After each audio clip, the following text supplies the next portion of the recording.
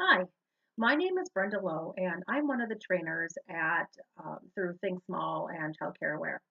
And one of the things that I wanted to talk about today was training to your passion. It is easy, as I know, because I've been in the field for years myself, and I've been training myself. It's easy for us to want to train it all or take on it all, and to share our experiences with other early childhood professionals, and that's good. But when it comes to training, you want to stick to topics that are your wheelhouse, as my husband would like to say, your duck pond, as I like to say, your passion. Like, what are you most enthusiastic about it? I think we need to take a pause, a break, and think about that for just a minute. There's so many topics. There's early childhood observation and assessment. There's infants and toddlers. There's behavior, curriculum, lesson planning, you name it. But when it comes to doing your best and being your best and really giving value to the material that we're presenting, it's better if we as trainers take it upon ourselves to narrow in this vast sea of the different topics that we have options of and figure out what am I most passionate about. Um, have you ever been to a training where the trainer's like wah wah and you're having to sit through it? Perhaps the reason why it is not a stellar training performance is because that trainer may not be passionate, knowledgeable, but not passionate about what they're trying to discuss. And so then with our participants, we don't want them having that feeling. We don't want them experiencing that. So teach to what you're passionate about. I've had to sit through some of those classes myself, and it is absolutely painful. It is torturing, and I don't want my students, my participants to feel that way. And so I will pick on myself, and I have had to pick subjects that I'm more passionate in. For example, when I was a teacher back a long time ago, um, I was an artsy fartsy literacy fanatic. So when it came to math and science, it was important. It was necessary. I had to include it, but I didn't do it naturally. And but when it comes to arts and crafts and literacy, engagement, and enrichment in the classroom, it was natural for me. I didn't have to think about it. I was on fire for it, and as a result, so were my students. Now that I'm able to look back, now that I'm able to step back, it came to me when I was a director and I could see where I would get fired up versus where I would not. And it took me a little bit.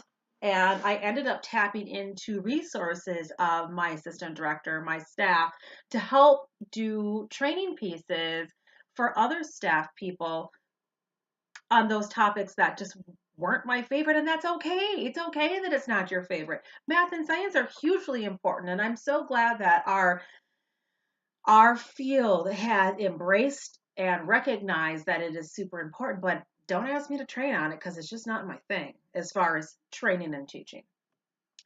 Um, I would spend some time doing some self reflection and thinking about what are the things that set you apart in our field. What are the things that you got excited about in your field, whether it was as a teacher or as a director, or even if it's classes that you've attended, or that you have been a presenter on. What were the ones that felt like all of a sudden the time went by real fast?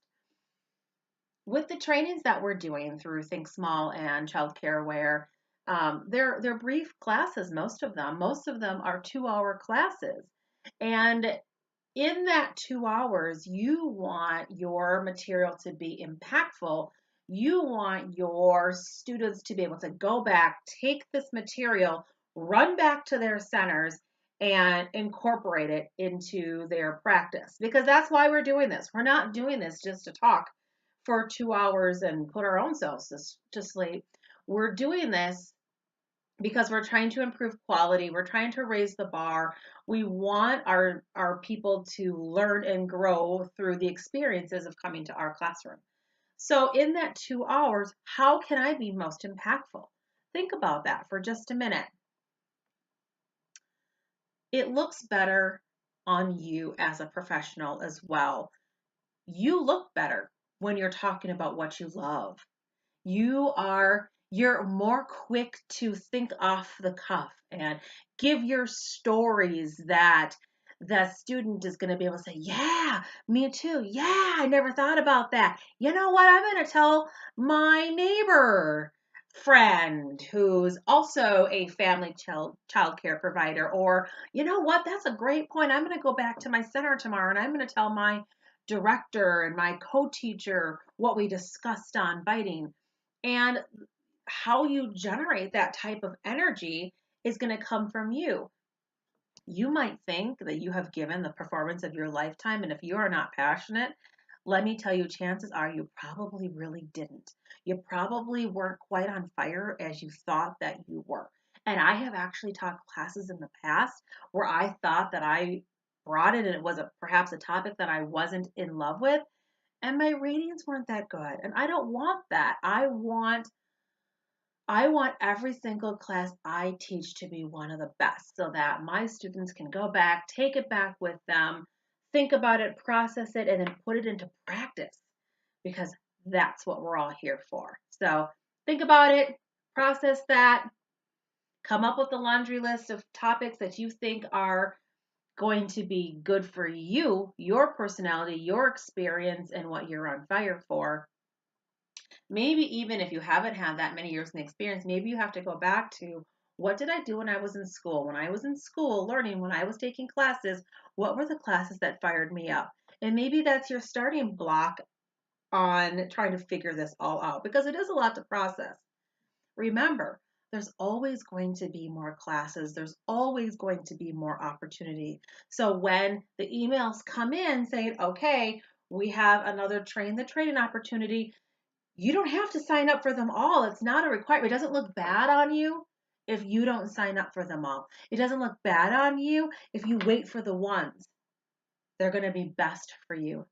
That's called smart. All right. Until next time.